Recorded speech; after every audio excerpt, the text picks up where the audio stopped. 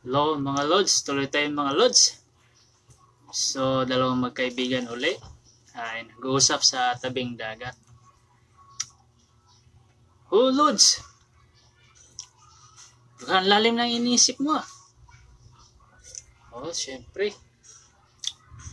Nag-iisip ako sa mga isip ng tao. Bah, ayos yung inisip mo ah. Ang lalim ng inisip mo. Lahat ng isip ng tao, iniisip mo? Oh, baka hindi mo makayanan yun. Kaya. Lahat ng isip ng tao, iniisip mo. Pati hayop. Oh, grabe ka. Pati hayop. Oo, syempre, pati hayop. Lahat ng nilalang creatures. Mga nakikita at hindi nakikita. Malaki, maliit. Small, medium, large, XL, or giant, or tiny. Tiny of tiniest. Visible and invisible. Ayos ah.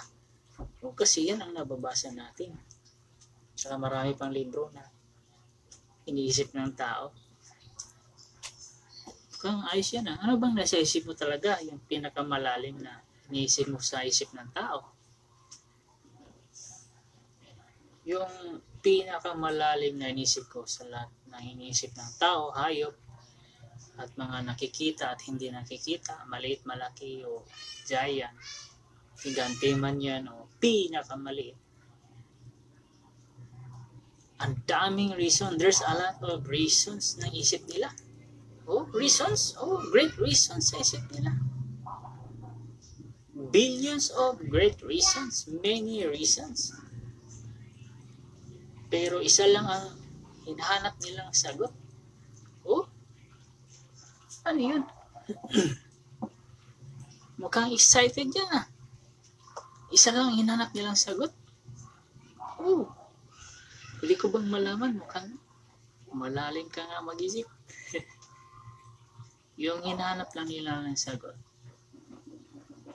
is appearance. Oh, appearance. Yung pagpapakita. Kasi, bakit mga Lods? Yan lang yung pinakasagot sa lahat ng bagay. Sa puso't, sa isip ng tao, lahat ng nilalang nakikita at hindi nakikita.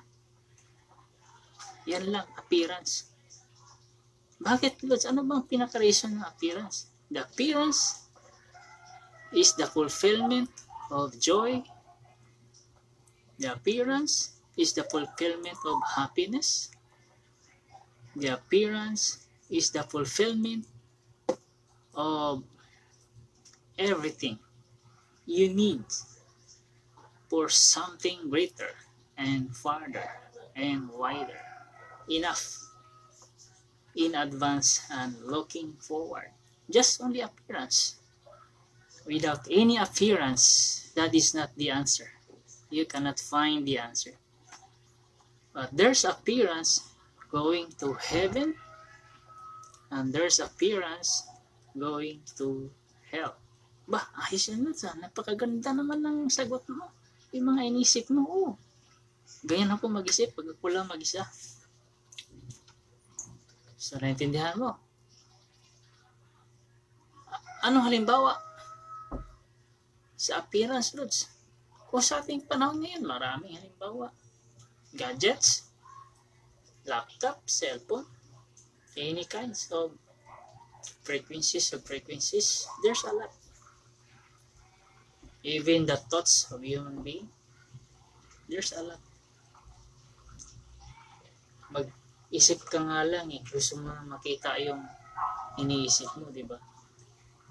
Like say for example, billboard na naman nun.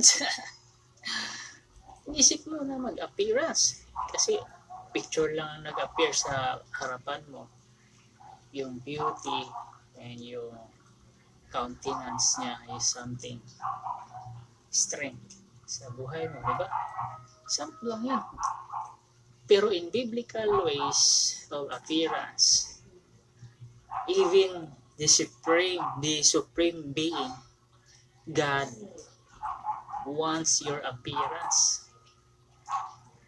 Like Moses, there's no salvation without appearance. There's no answer of all your expectations without appearance. That is all everything. Etc. Side by side, from top to bottom, from the inside out of your eyes, down to the level of your heart and mind. Just only appearance. So, without appearance, there's a lot of regrets and sorrows. And sometimes it turns to madness, craziness. Because that's only words that can satisfy the expectations of the all created things of God, visible and invisible, especially human being, animals. So human being is the highest form of the animals. So yun, napakaganda yan, Liz. Oh, appearance lang. If we need greater things in our life, something greater and something unshakable, standard living as added. Because if there's no contentment of human being, but if you are totally content of your life, what you have today, there's also appearance. There's a lot of appearance, with and without. So, build your future by appearance. Build a greater future by appearance. Actions. So, that is the answer. Appearance. In everything you want in yourself is appearance. There's appearance going to heaven, and there's appearance going to hell. Yun yung mga pinaliwanag ko, mga lods, na mga pintuan, klase ng pintuan. Pintuan ng demonyo, yung biblical base, at pintuan ng Diyos. Yung sa demonyo is Hebrews 9, verse 24. Tapos yung sa papuntang heaven naman ay Revelation chapter 22, verse 1 until 21. So that is the door going to heaven. It is the appearance as the answer with authority and acknowledgement. Revelation chapter 22, verse 1 until 21. So, grabe, Lods. Like, for example, yun, dito tayo sa tabing dagat.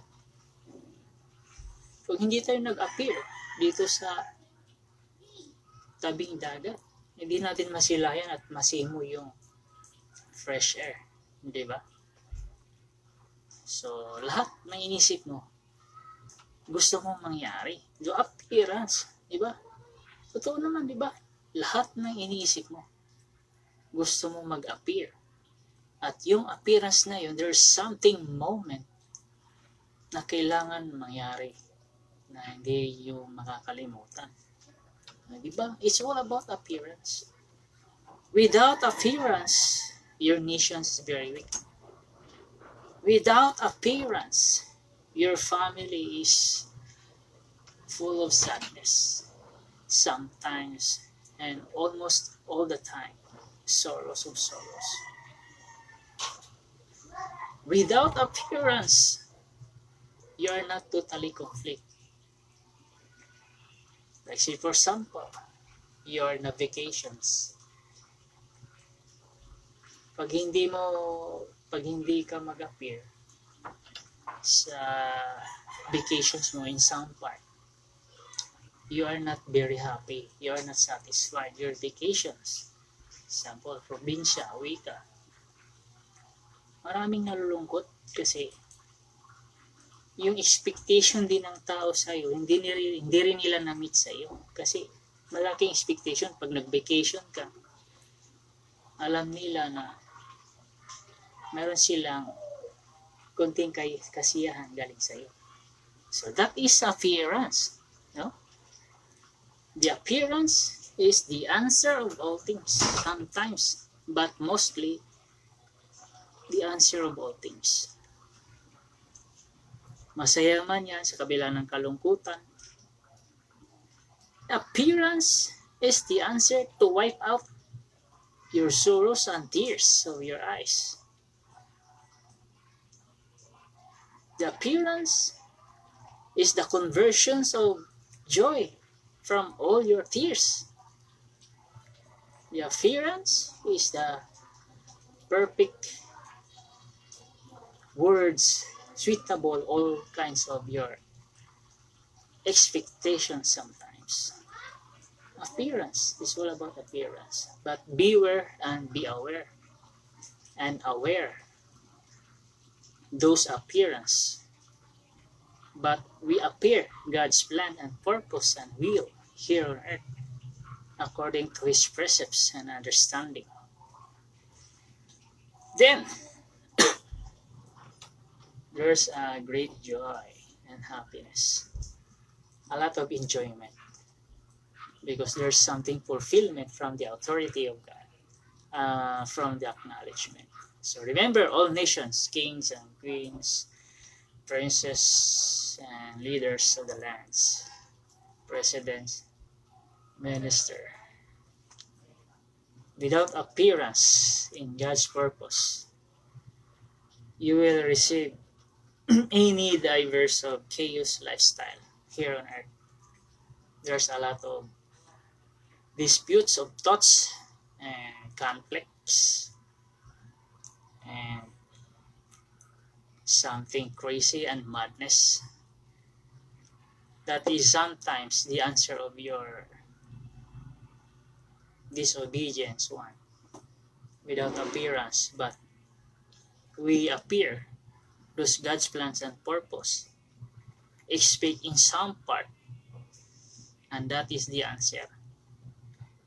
Kahit sino, mga malalaki man o babae, kahit mag-isip ka ng marumi, yung appearance, nandun yung sagot.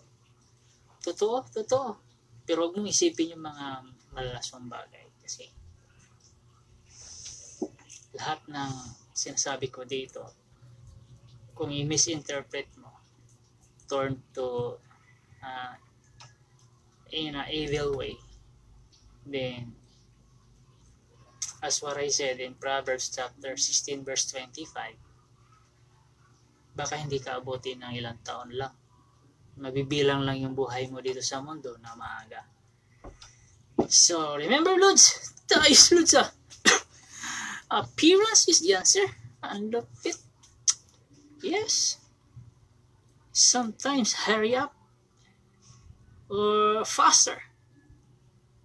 Because sometimes once you miss out the time, the appointed or scheduled time or perfect time or predicted time in your life, if you are not following the rules and law of the room,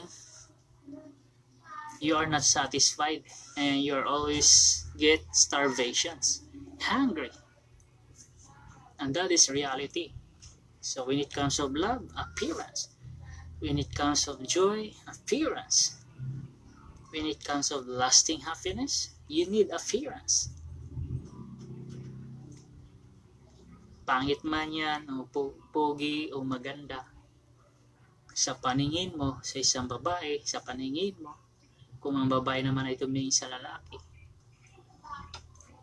then the partner of appearance is potential. Basta nakitaan niya na yung answer na hinanap niya sa appearance is potential one. So there's sparking great joy and happiness in our daily lives as you are inspired for everything. Appearance. Totoo yan. Okay, Lods, thank you very much. Ayos, Lods, ah. Maganda yung lesson natin. Ano ba yung pinaka-entertainment dyan? Hope yung popcorn nagpapatalang Sinibalot is brought to you by Budweiser, 7-Up, and Red Bull.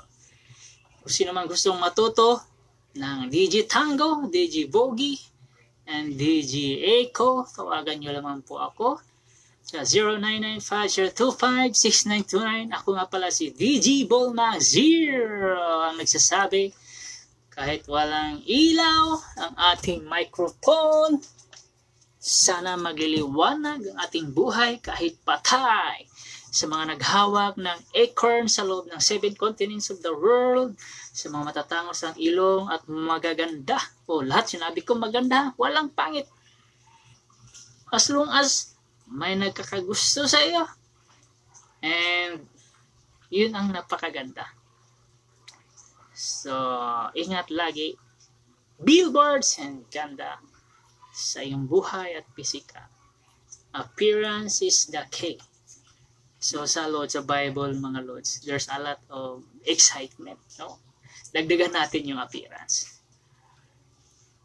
Si Isaac to Rebecca, that is a perfect moment when it comes of love story of the Bible. Lalo na itong Revelation, yan lang nakikita kong love story in the Bible na maganda ang istorya sa buhay ni Isaac at ni Rebecca. At itong pinaka most exciting excitement love story ng Holy Bible, itong Revelation chapter 21 verse 9. Both mysteries is very exciting moment yan. Kung mangyayari yan na magkikita silang dalawa, then the answer is the appearance. Then there's a fulfillment of joy and happiness. Even the heart of God, even the heart of all unseen creature, from angels with and without wings, masaya silang magtagpo silang dalawa. Wow, napakaganda, Lods, ah. Baka magandang abangan niya, Lods, ah. Maraming nakakilala pero hindi sila nakilala sa buong mundo na nagkita sila in our reasons, in God's purpose plans. Okay mga Lods, may natutunan ba? Appearance is the key. Appearance is the answer, and the appearance is the fulfillment of your life. Thank you very much and God bless. Okay, napakaganda, no? Take care, billboard.